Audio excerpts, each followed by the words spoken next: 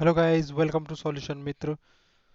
So here is the question for today. You can see the power of a crane which lifts a mass of 50 kg to a height of 20 meter in 20 second will be।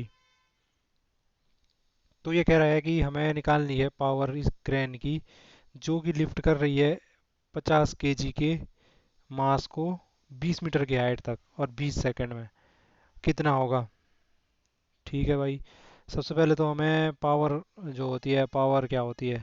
Power होती है rate of change of doing work. ठीक है जी। ठीक है, rate of doing work is called power. Power equal to W/T। अब देखो भाई, अब मुझे इसमें क्या क्या चाहिए। मुझे अगर पावर पता करनी है तो मुझे चाहिए वर्क डन और टाइम इंटरवल। तो टाइम इंटरवल तो ये है 20 सेकंड। और वर्क डन हमें निकालना पड़ेगा। ठीक। वर्क डन होता है हमारा, वर्क डन होता है F इंटू डी एस, यानी कि लगाया गया फोर्स इनटू कहाँ कितना डिस्प्लेस हुई बॉडी, डिस्टेंस। ठीक है, कितनी डिस्टेंस तक डिस्प्लेस हुई वो होता है हमारा वर्क डन। ठीक। तो अब बताओ भाई, 50 केजी का अगर हमारा मास है, ठीक, तो पहली बात है कि यहाँ पे मास को हम क्या कर रहे हैं, पहला कॉन्सेप्ट यहाँ पे लग रहा है कि मैं मास को यहाँ से उठा रहा हूँ, सपोज 50 केजी के मास को, ठीक, यहाँ ज़मीन पर से, और यहाँ पे मैं ले जा रहा हूँ इसे 20 मीटर की हाइट तक। मैं इसे ले जा रहा हूँ 20 मीटर की हाइट तक, यहाँ ले जा रहा हूँ इस 50 केजी के मास को। तो कितना वर्क डन होगा इसके लिए? तो सबसे पहले हमें ये पता होना चाहिए कि ये वर्क डन किसके अगेंस्ट कर रहा है। ग्रेविटी के अगेंस्ट। ये वर्क डन हो रहा है ग्रेविटी के अगेंस्ट। ठीक।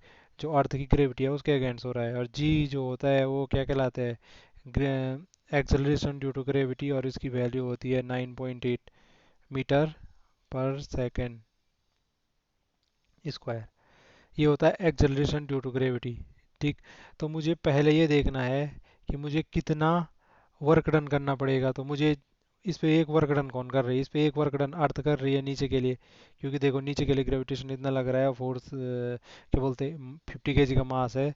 तो यहाँ से मैं क्या कैसे निकाल सकता हूँ ये, अगर मुझे इसमें फोर्स निकालना है, पहले पहले तो फोर्स निकालना है जैसे, तो फोर्स हो जाता है जैसे अर्थ के द्वारा लगाया गया फोर्स कितना होगा mg, मतलब मास पे कितना ग्रेविटी, ये एक्सेलरेशन है जो ग्रेविटेशनल एक्सेलरेशन, इसके कारण कितना फोर्स लग रहा है। ठीक। तो वो हो जाएगा हमारा मास कितना है 50 KG into acceleration, gravitation, acceleration due to gravity हो गया 9.8 मीटर पर सेकंड स्क्वायर। इनका हमने सॉल्व किया तो हमारे पास आया 5 40 की शून्य से 4 5 45 4 49,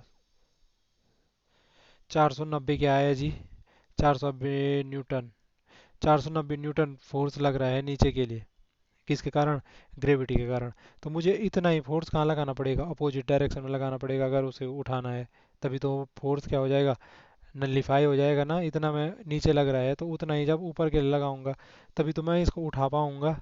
अगर मैं इससे कम लगाऊंगा तो फिर तो ये बॉडी उठेगी नहीं, क्योंकि नेट जो हमारा फोर्स है वो नीचे के लिए ज़्यादा है। ठीक।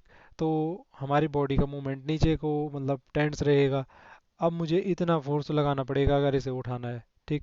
तो मुझे जो फोर्स लगाना है उसको उठाने के लिए वो कितना लगाना है, 490 न्यूटन। तो फोर्स की वैल्यू आ गई 490 न्यूटन। तो वर्क डन कितना हो जाएगा, वर्क डन हो जाएगा 490 इंटू कितने, डी एस, डिस्प्लेसमेंट। डिस्प्लेसमेंट कितने मीटर तक उठाया हमने, 20 मीटर की हाइट तक। तो 20 मीटर। ठीक। वैसे में ऐसा यूनिट लिखनी चाहिए, आदत अच्छी रहती है। तो यहाँ पे देखो 0 0, ये कितना हो जाएगा, दो नंबर 18 हासिल भाई, एक दो क्वार्टर एक 9, तो 9800 क्या आया ये वर्क, इसमें आता है जूल में। इतने जूल हमने वर्क किया उसको 20 मीटर तक उठाने के लिए। इतना तो आपकी समझ में आ गया होगा। ठीक। हमने 9800 जूल वर्क किया 50 केजी के मास को उठाने के लिए 20 मीटर की हाइट तक। अब मुझे निकालना है कि पावर किसने किसने किया। वो तो हमने कहा किया, वो क्रेन ने किया था। क्रेन ने तो उठाया ये जो वेट उठाया है। ठीक। तो अब बताओ भाई क्रेन की शक्ति कितनी होगी, पावर। ठीक। तो पावर होती है W/T। ठीक है। Work over time. तो वर्क कितना है जी, 9800 जूल। टाइम कितना लिया इसने, 20 सेकंड, तो 20 सेकंड, सारी यूनिट एसआई में है तो हमें कोई भी चेंज करने की कोई दिक्कत नहीं हो रही है। अगर एसआई में नहीं होती तो पहले एसआई में यूनिट चेंज करनी पड़ती है। ठीक। तो यहाँ से इसको डिवाइड किया तो आ गया 2 चौको 8 और 1 9 2 9 18 जीरो। 490 किस में यूनिट क्या होती है पावर की? वाट। तो ये आया जी हमारे पास फाइनली कि इसकी पावर कितनी है क्रेन की? 490 वाट। तो इस प्रकार से इस क्वेश्चन को आसानी से सॉल्व कर सकते थे। आज के लिए इतना ही। Thank you for watching. Bye bye, take care.